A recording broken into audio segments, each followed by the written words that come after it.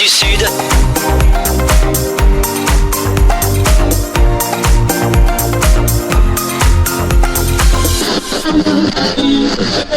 L'invité du jour, le rendez-vous de Radio Cool Direct. Bienvenue sur Radio Cool Direct, ravi de vous retrouver avec notre invité qui est Bruno Blaya.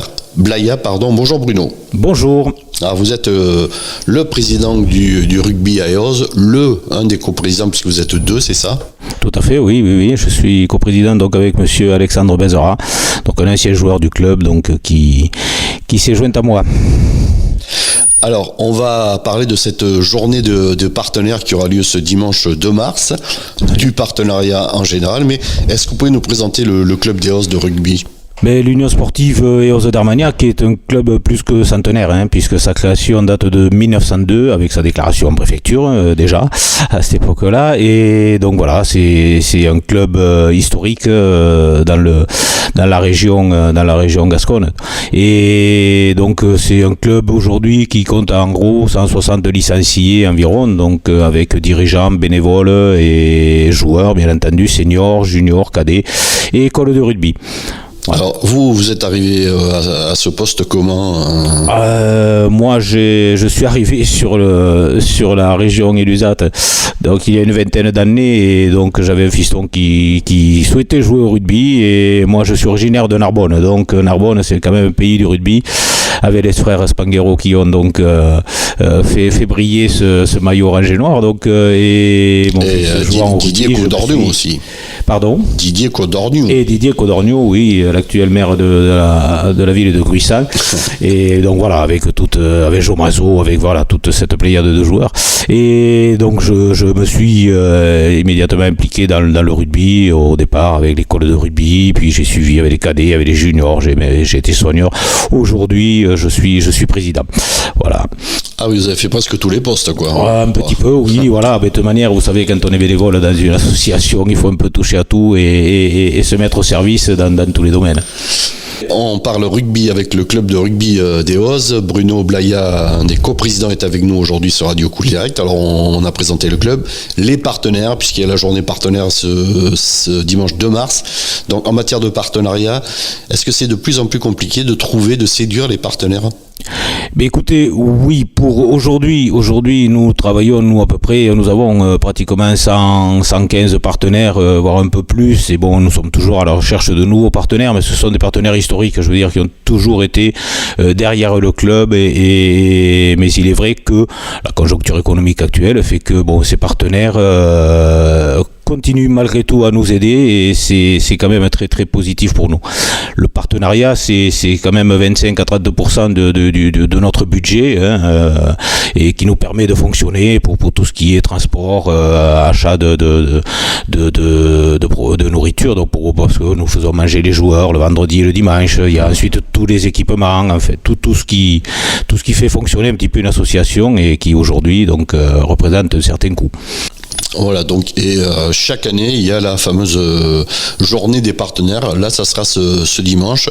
Qu'est-ce que vous leur avez préparé de beau ? Oui, alors nous essayons de consacrer une journée à remercier nos partenaires qui sont à notre soutien permanent, inflexible.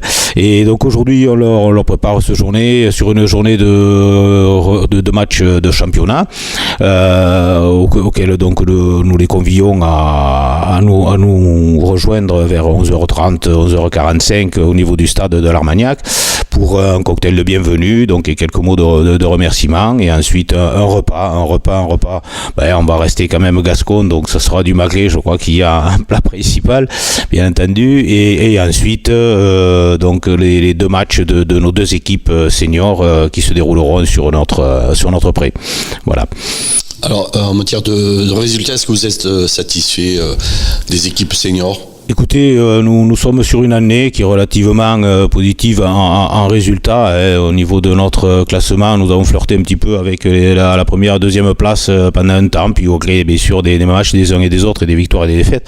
Bon, nous sommes aujourd'hui 6e avec l'équipe 1 et 7e avec l'équipe 2, donc ce qui est quand même correct, puisque bon, nous avec les résultats des derniers matchs, je pense que nous allons encore recapiller quelques places pour continuer notre championnat en phase finale. Bon, donc des présidents satisfaits. Vous aviez défini un objectif cette année ou pas? On est parti sur une phase un petit peu de construction avec des nouveaux joueurs et sur 3 ans. Donc la progression est correcte et nous espérons encore l'améliorer pour l'an prochain, atteindre peut-être nos objectifs. Bon, je vais pas dire de monter proprement dit, mais en fait c'est quand même toujours l'objectif de finir mieux classé et essayer de monter à la catégorie supérieure. Après, donc toutes les équipes ayant les mêmes ambitions, donc voilà, les championnats sont très disputés, on le voit encore cette année, puisque donc les 6 premières équipes sont dans un créneau de 6 points de différence, quoi, je veux dire, donc c'est rien, puisque le résultat d'un match est 4 points avec les bonifs et tout, donc ça peut évoluer très vite. Alors là, je rappelle, vous évoluez l'équipe 1 en R2, Régional 2, c'est ça? Quel niveau EOS peut éventuellement prétendre dans les années à venir? Nous sommes en championnat de ligue, donc Occitanie Régional 2, qui correspond anciennement à la première et la deuxième série. Donc on a évolué par le passé en honneur en Fédéral 3, voire en deuxième division à une certaine époque. Donc atteindre la Régionale 1 serait quand même donc quelque chose qui serait tout à fait normal pour l'US EOS, quoi. Donc voilà, on y travaille au moins pour en arriver à ce stade-là. Je rappelle donc cette journée des partenaires, journée rugby, en plus avoir du soleil. Vous l'aviez prévu, ça, non? Ben, le beau temps est prévu, donc qui dit beau temps dit normalement de belles rencontres avec quand même quelques envolées un petit peu, on espère, donc sur le terrain et beaucoup de matchs et beaucoup d'essais, pardon. Et voilà, donc je pense que ça devrait se dérouler de manière satisfaisante. Alors, je ne sais pas si on l'a dit, contre qui Alors c'est l'équipe de Carbone Langage donc, qui vient nous défier sur nos terres, donc voilà, une équipe donc, qui est un petit peu aussi à la recherche de points, puisqu'elle se situe à l'avant-dernière place, à la 7e place, donc à la 8e place. À la 8e place, donc voilà, qui cherche des points, parce que les 2 derniers de chaque poule descendant, c'est vrai qu'ils sont un petit peu en bataille avec 2 autres équipes, donc ça va être un match qui va être assez serré, et donc on va essayer de faire le maximum pour l'emporter, puisque comme je vous ai dit, nous cherchons aussi des points pour grappiller quelques places au championnat. Voilà, et puis c'est devant les partenaires, donc c'est double pression, et oui, pas qu'à la buvette. Tout à fait, non, tout à fait. La buvette sera bien là, bien entendu, et donc, mais la pression, oui, sur les épaules des joueurs un petit peu, parce que bon voilà, c'est toujours en quête de résultats, et c'est très important. Eh bien, merci Bruno Blaya, donc président du club de rugby d'EOS, d'être passé à notre micro ici sur Radio Cool Direct. Merci à vous. Merci à vous, Radio Cool Direct, de nous avoir reçus. Cool Direct, priorité à la parole.